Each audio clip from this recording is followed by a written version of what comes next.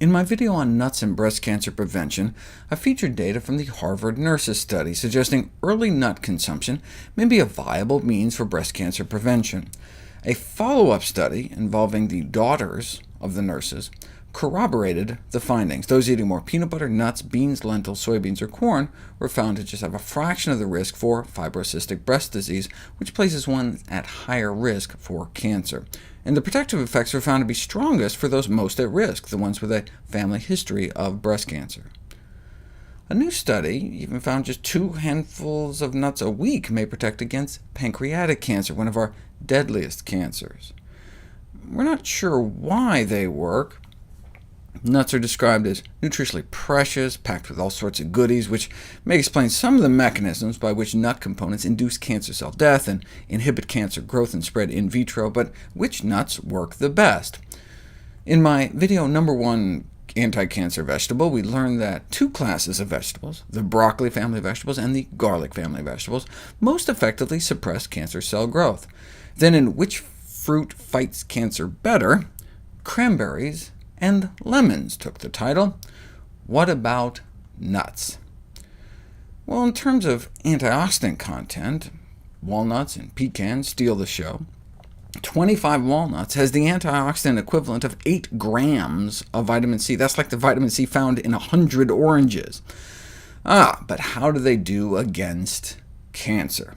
Here's the graph of human cancer cell proliferation versus increasing concentrations of the 10 most common nuts eaten in the United States. If you drip water on these cancer cells as a control, nothing happens. They start out powering away at 100% growth, and they keep powering away at 100% growth.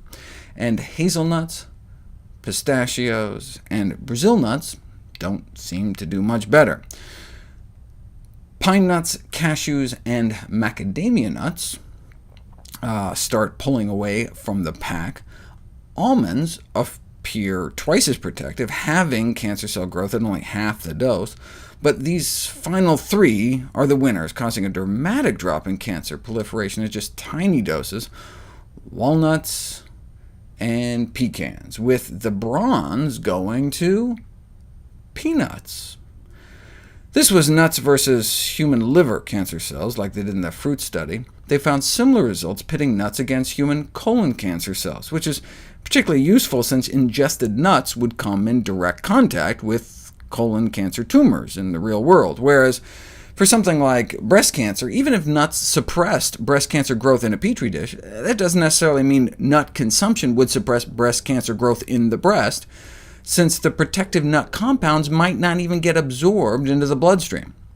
To test that, you'd have to design an experiment where you drip the blood of nut eaters versus non-nut eaters on breast cancer, and that's exactly what researchers at Penn State recently did. And they wanted to know what it was about nuts that was so protective, so they fed people whole walnuts, just the walnut oil, or just the walnut skins, and then dripped their blood on human breast cancer cells in a petri dish over the next 6 hours, and the blood of those eating walnuts suppressed the growth of human breast cancer, but just the oil or just the skin didn't seem to. And most importantly, this data suggests that some components of walnuts are indeed absorbed, circulate in the blood, and can affect breast cancer cell proliferation.